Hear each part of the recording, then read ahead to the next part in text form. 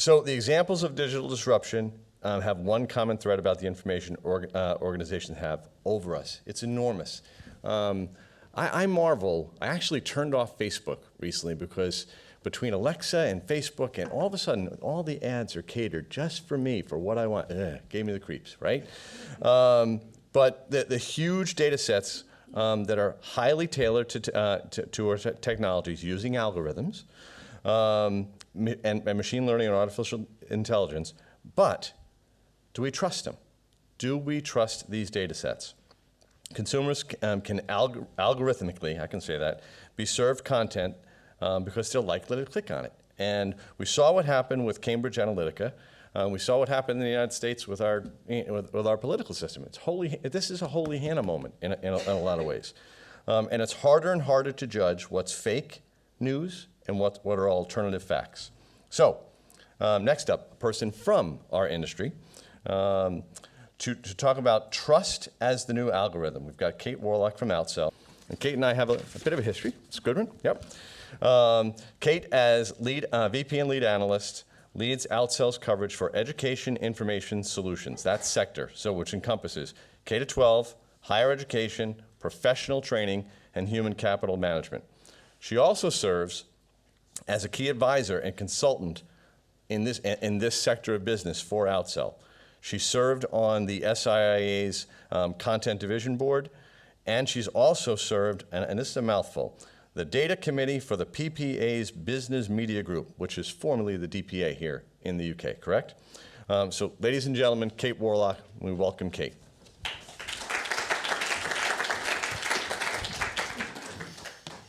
Thank you. I feel bad, I haven't got any movie references. I'm going to have to think on the hoof and see if I can find something. Trust is the new algorithm. I like the way you've changed my cover slide. The Outsell green has disappeared and I would probably be sacked on the spot. So we'll just move quickly on from that. There we are, green. We're back to green. Everyone loves a bit of green. Right. So the thing that I want to do here is really to just take a bit of a step back. I don't want to talk particularly about STM, although we'll do a few STM references as we go through. But what I want to talk about really is why we're talking about the issue of trust now. Partly, it's because the report that we published last year is called Trust is the New Algorithm. But also, it's because that reflects really the changing nature of trust. And I think that's going to reflect some of the things that Mick talked about as well. Got a few case studies about where trust has been broken, some of the lessons that we can learn from those, and then just a few recommendations to take away.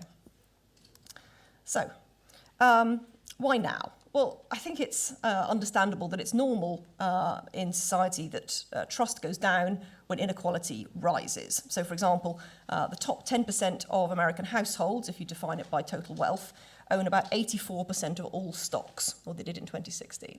So there's a financial inequality. 52% of adults in the US are under 35 owned stocks in the year leading up to the 2008 economic crash. But by 2018, only 37% did, reflecting that lack of trust in what financial systems, banks, those trustworthy organizations have been able to offer us. So on the one hand, we've got this trust issue, things and organizations that have traditionally seen a great deal of trust, we're not seeing that to the same extent. Of course, we're also seeing fake news, which Mick referred to earlier. It's been really one of the drivers, as we've seen, of one of political populist movements, and that's brought that issue to the agenda. We're going to talk about that in a little bit more detail later on. Other examples of sort of fake news and trust, I look at the education space, is around college education. So there's a feeling or a concern or a question about the return on investment from going to college or going to university. You know, particularly big in the US with the size of tuition fees. Certainly also a question that's being asked here. And you can see futurists standing up on stage saying it's no longer worth going to university. There's no ROI. You end up with too much debt and it isn't going to be worth it in terms of what you're going to earn over your lifetime. Actually, not true. That's fake news. You'll be pleased to learn. Thank God. Yes, Mark's, thank you, Lord. There's a recent report in The Economist that suggested that actually the ROI of a college degree has never been higher. But the devil's in the details. So if you look at countries where the proportion of the population that has a degree is relatively high, the value of investing in that degree is lower. So your salary, your college degree will boost your earnings by about 20% if you live in sub-Saharan Africa, because there's a lower proportion of people with a degree, but only about 9% in Scandinavia, where 40% of adults have a degree. So it's not that it's fake news, it's that actually you can't make massive generalizations. She says, making a massive generalization, I realise the hypocrisy of the statement. But the point is the devil's in the details, and that's where the trust issue comes in as well. I think, the concern that we're seeing is that we might be in that boiling the frog moment. Inequality tends to get solved when you have a catastrophic event that brings people together, a pandemic, a world war. I'm not wishing these things on us. Maybe it's climate change for us, the impact that might have on the food chain. Are there massive things coming up that could help to solve inequality? It's beyond the realms of this presentation, but it's not beyond the remit of researchers who are working in the spaces that scholarly communications covers. So an important thing to bear in mind when thinking about your researchers. So trust erosion is fairly well documented. There are organisations like the Edelman Trust Barometer, which is interesting to go and look at, commenting on election outcomes, potential Russian hacking of elections, or media or social accounts, data breaches, problems with Google and Facebook, hacking. And of course, it's not just that, it's things like the polarisation of society into left and right, and you find those echo chambers or bubbles. The people that you're friends with on Facebook tend to reflect the views that you yourself hold. Otherwise, you don't tend to be friends with them. Occasionally you can have arguments with people and then you unfriend them because, for goodness sake, why were you ever friends with them? But that all serves to reinforce the view that you already hold. I think one really critical question is about the area of regulation. Why aren't these businesses more highly regulated at this point? It's a bit of a paradox. We regulate broadcast news and printed newspapers extremely heavily, but online much less so. God bless the EU, which is a relatively big stick at this point, possibly a weaker stick than we imagine over the next few years. I've been watching I'm going to make a TV reference instead of a media one, instead of a movie one. I've been watching the Years and Years programme that's been on the BBC, where Emma Thompson, anyway, yes. So if anybody's been watching it, you will understand the concern about where this could go in a very hyped up manner.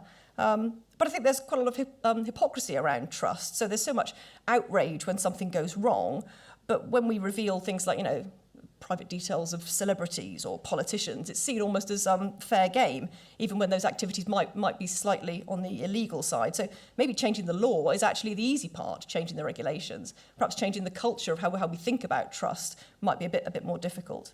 There are good examples to look at, though. For example, Finland, which is, as a person covering education markets, we always quote Finland because they come relatively near the top or at the top of the PISA education rankings. But actually, it's one of the countries that's deemed to be most resilient to disinformation. So they have a high degree of trust in their news providers, but their news providers act in a highly trustworthy way. So it's a nice virtuous circle there. But they're using their education system to challenge fake news. They've identified that that's a problem that they are worried might impact upon their culture. They have a Finnish fact-checking organisation that goes out to schools. It's called Factmata. I hope I've pronounced that right. But what they're doing in schools is teaching information literacy, research skills, critical thinking, and to help children to understand what misinformation looks like, what disinformation, like hoaxes, look like, and what malinformation looks like, so stories that are intended to damage things. So starting to work with that on a cultural basis from school-age children, I think, is a really interesting way of looking at it. We're also seeing other examples in higher education. There's a new business that just emerged out of Credo Education, which is called Nimbly Wise. It's not a Hobbit. Oh, it's another movie reference.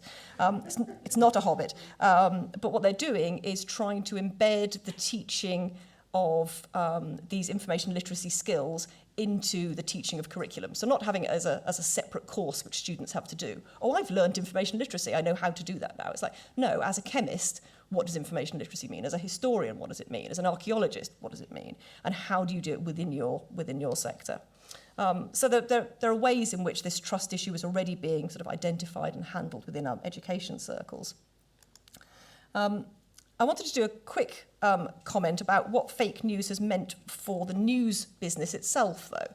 So if this issue of trust and lack of trust has really grown over the last few years. You know, the rather beleaguered news industry provides an interesting case study, although it does lead to some rather worrying conclusions. There's a report that was published just this week, actually, by the Reuters Institute, and they found that the average level of trust in the news is declining. So it's down 2 percentage points over last year to 42% globally. Half of all global respondents agreed that they trusted the news, that they didn't trust the news that they used themselves. So 49% of people who use news sources say that they don't trust those news sources, even though they're the ones that they choose to use. It's very different from country to country. I mentioned Finland, and the Scandinavian countries come quite high in terms of their levels of trust. Trust levels in France, in terms of trusting the news, have fallen to 24%. That's down 11% over the last year, as the media has come under attack about their coverage of the Yellow Vest movement. So you would think that this might prompt consumers to look to pay for sources that they trust. Unfortunately not. So despite the efforts of the news industry, there's only a small increase in the numbers paying for any online news. They'd rather pay for Spotify, Netflix. So again, Nordic region, growth isn't too bad. 34% of Norwegians pay for news, 27% of Swedes. But the number in the US is about 16%, and in the UK is 9%. So trust, therefore, isn't necessarily a revenue driver. I think is probably the argument to be made there. So it's not just about cultural issues around trust. It's about what technologies we're looking at as well in the next wave. I love the idea that the technology here is a man holding a cardboard box up to his face with no holes in it. Anyway, I'm pretty sure that's a Google Cardboard and it's got his phone inside it. Anyway, great. But there are all these, as we're all very aware, a lot of new technologies coming along which are impacting change. And Outsells research shows that companies in the information business see that investing in these technologies and investing in data and analytics is a real key driver to growth. Having said that, only about 20% claim to have AI in place today. As a caveat, I think that's probably no bad thing, just because I think at this point we're not always clear on what's AI, what's marketing speak, what's just kind of a clever algorithm. Only 2% are using blockchain. And over half don't even see a use case for blockchain at this point. So there's work to do to try to understand what the impact of these technologies will be on information consumption, usage, sharing, and to then understand what that means in terms of service delivery and associated revenue models. In case you wonder what RPA was in that list, it's robotic process automation. No, me neither. Okay, but talking a little bit more about AI. Well, at the top it says AI on my slide, and it's in a black box, which is what the top, anyway.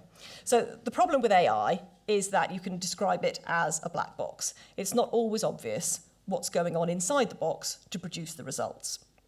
So maybe it's no bad thing that there's not so many players at this point rolling out AI, because it's not always clear exactly what's in there. There's a real lack of transparency.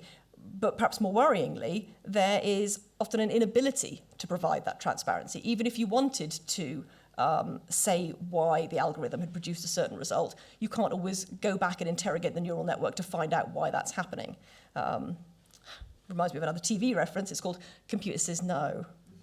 There we go. Interesting case in point in education. The College Board recently revealed a new adversity score. They haven't called it the adversity score. That's what it's been called in the news. It's actually called the Environmental Context Dashboard. But you can see why adversity score was a bit more memorable. Basically, it's trying to reflect students' social and economic backgrounds to make their college SAT scores have some context around them. So in other words, if you're comparing two students that have exactly the same score, can you also look at their background to understand, well, actually, this person went to one of the most expensive private schools in the country, and this guy has been fostered and has been living in the projects in LA. But look, they've both got the same score. Maybe he's got better perseverance and grit and all of those kind of things. So it's about helping recruiters to understand the context of scores. However, first of all, the idea that the College Board has introduced an adversity score, is that a tacit admission that the SAT test isn't a fair test? It's not fair for all students, i.e. you can't trust it, possibly.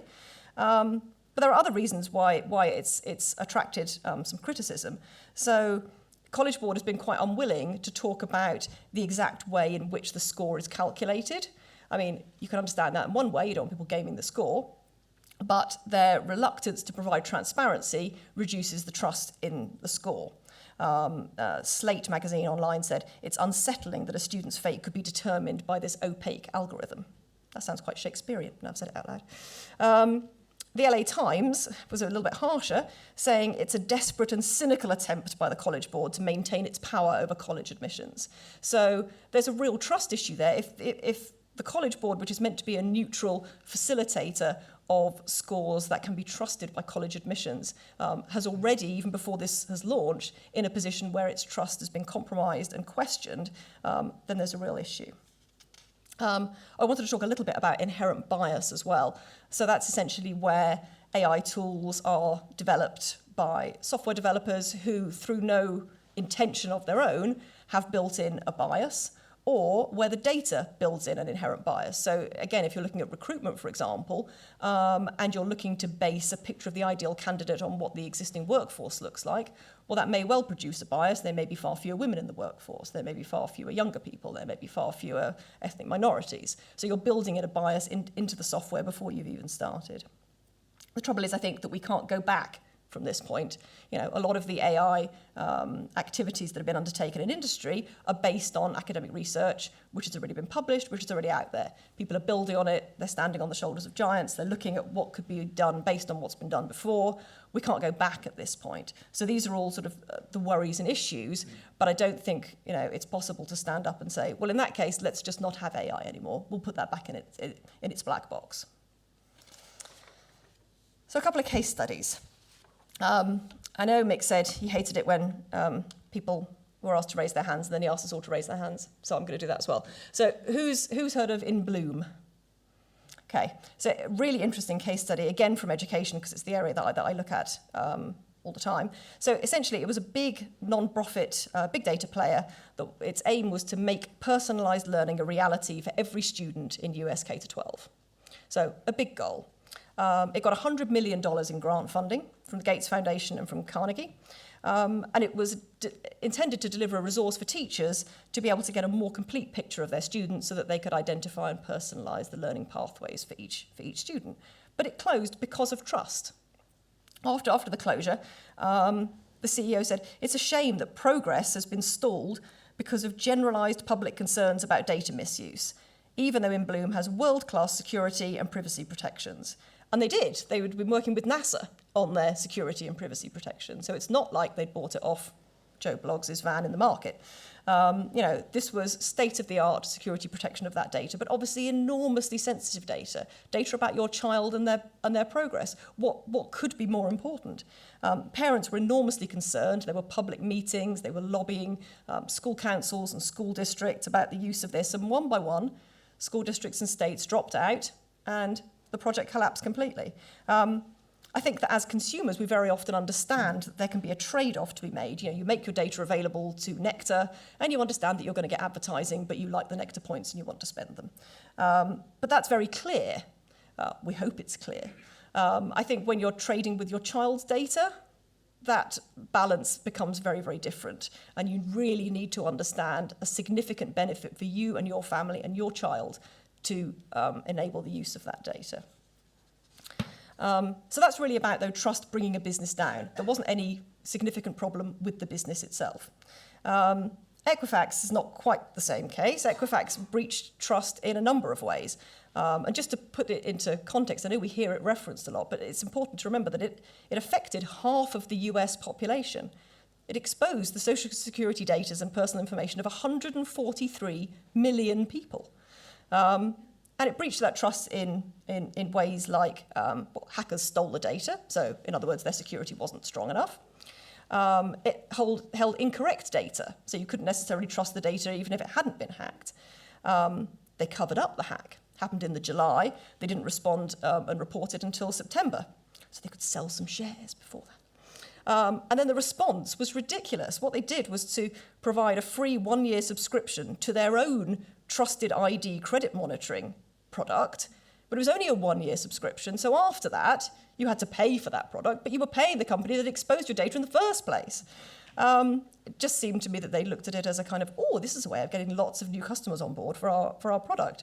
But so it just shows the way that trust can have a negative impact in so many different ways, but actually it's the response to incidents which is often the most important thing. So Facebook provides a similar kind of example. When the Facebook Cambridge Analytica story came into the media, first of all, I don't think as a population we really had a good idea of not just the breadth of data, but the way in which that data was being used. But it took Zuckerberg 4 days to respond. At least it wasn't 2 months, like in the case of Equifax. But even then, his response was flawed. He came out saying, oh, Facebook is a victim in this case, and we didn't know what they were doing, and it wasn't our fault. He called the crisis a major breach of trust, but actually by playing the victim and instead of holding his hands up to the problem, Facebook suffered a lot of user engagement fallout and gave advertisers a really good reason to rethink their advertising spend on the platform. So, a quick note on what this might look like in STM spaces. There's a member of this audience who recognises this graphic because I've stolen it from one of her presentations.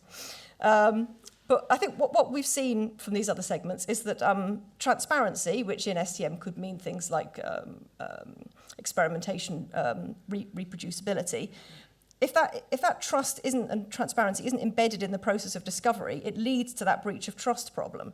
So funding, for example, is an area where trust could be breached. How real are findings about smoking or cancer or vaccinations if the funder has a vested interest in what those outcomes are? And generally, the industry has been as transparent as it can be about those things. But there are also trust issues around information providers themselves. Elsevier certainly has been aware of this for a number of years. They published a blog post in 2017 called Transparency, the Key to Trust in Peer Review. 82% of researchers agreed that without peer review there was no control. So although there's clearly still a belief in the value of peer review, that can be put at risk by an unfair experience or the unethical practice of predatory journals. So there are potential trust breach points at all elements around that change. So it's identifying those, plugging those, and if there are problems occur, responding appropriately. That's really the critical message, I think. So a couple of essential actions before we all go and have a cup of tea. I think broadly, all information businesses just need to be ready to deal with thorny trust issues. So that means embedding trust and the idea of trustworthiness into business practices and cultures. Ensure that the core competencies that you represent help you to build and deliver solutions that have trust baked into them. And partly that could be built-in transparency, although the challenge is that in an AI-driven world, that could be more and more difficult. So Outsells report on what 2019 might look like, as I referred to, was called Trust is the New Algorithm. And it really built on the 2018 report, which was all about execution. But I think all of these execution mantras have a real trust element. So, for example, diversified teams might help companies to identify areas where unconscious bias has crept in. Or mystery shopping can shed a light on the reality from a customer perspective. I think most importantly is that we have the opportunity now to discuss, market and highlight the value of trusted, high-quality content solutions. And it's important to lead with that message to build companies and new products of value that will stand the test of time. Thank you. Oh, not questions.